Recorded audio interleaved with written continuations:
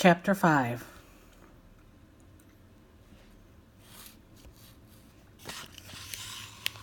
Advice from a Caterpillar.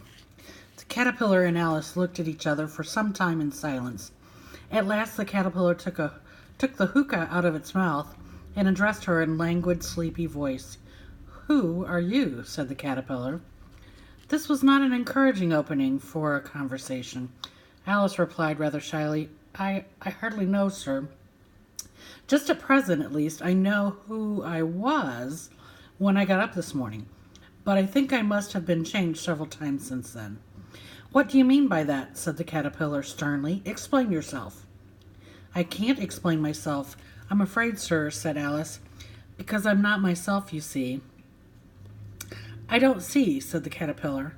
"I'm afraid I can't put it more clearly," Miss Alice replied very politely, "for I can't understand it myself to begin with, and being so many different sizes in a day is very confusing." "It isn't," said the caterpillar. "Well, perhaps you haven't found it so yet," said Alice, "but when you have to turn into a Kralalis, you will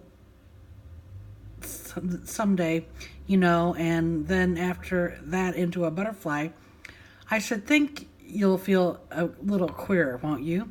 "Not a bit," said the caterpillar. "Well, perhaps your feelings may be different," said Alice. "All I know is I would feel very queer to me." "You," said the caterpillar contemptuously. "Who are you?" Which brought them back again to the beginning of the conversation. Alice felt a little irritated at the caterpillar making such very short remarks, and she drew herself up and said very gravely, "I think you ought to tell me who you are first."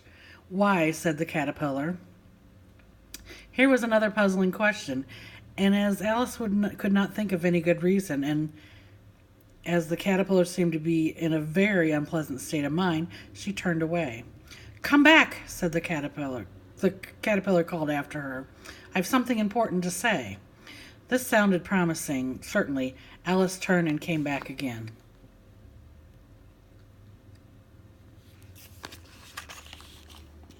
"Keep your temper," said the caterpillar.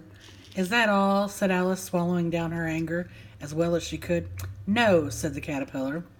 Alice thought she might as well wait, as she had nothing else to do, and perhaps after all it might tell her some things worth hearing.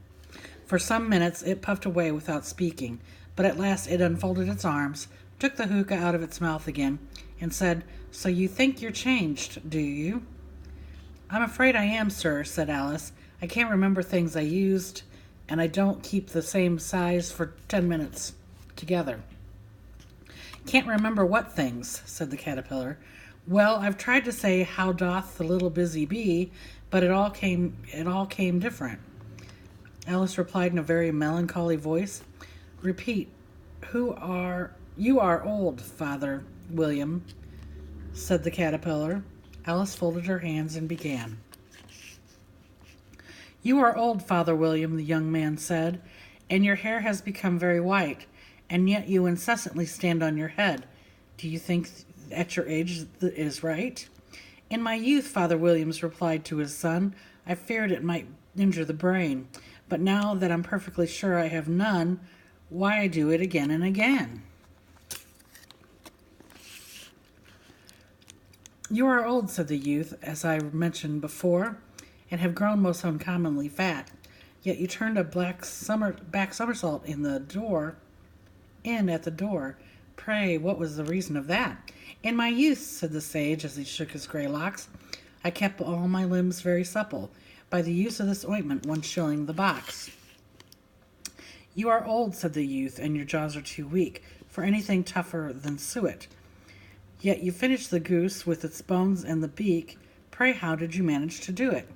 "In my youth," said the father, "I took to the law and argued each case with my wife, and the muscular strength which it gave to my jaw has lasted the rest of my life."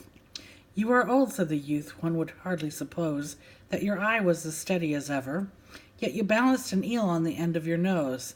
What made you so awfully clever?" "I have answered 3 questions, and that is enough," said the father. Don't give yourself to airs.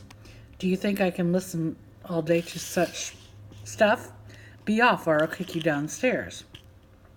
That is not said right, said the caterpillar. Not quite right, I'm afraid, said Alice timidly. Some of the words have got altered. It is wrong from beginning to end, said the caterpillar decidedly, and there was silence for some minutes. The caterpillar was the first to speak. What size do you want to be? It asked. Oh, I'm not particular as to size, Alice hastily replied. Only one doesn't like changing so often, you know. I don't know, said the caterpillar. Alice said nothing. She had never been so much contradicted in her life before, and she felt that she was losing her temper. Are you content now? said the caterpillar. Well, I should like to be a little larger, sir, if you wouldn't mind, said Alice. 3 inches is such a wretched height to be. It is a very good height indeed, said the caterpillar angrily, rearing itself upright as it spoke. It was exactly 3 inches high.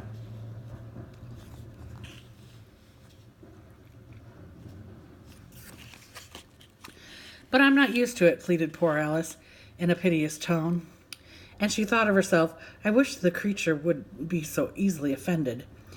You'll get used to it in time, said the caterpillar, and it put the hookah into its mouth and began smoking again. This time Alice waited patiently until it chose to speak again. In a minute or two, the caterpillar took the hookah out of its mouth and yawned once or twice and shook itself. Then it got down off the mushroom and crawled away in the grass, merely remarking as it went, One side will make you grow taller, and the other side will make you grow shorter. One side of what? The other side of what? Thought Alice to herself.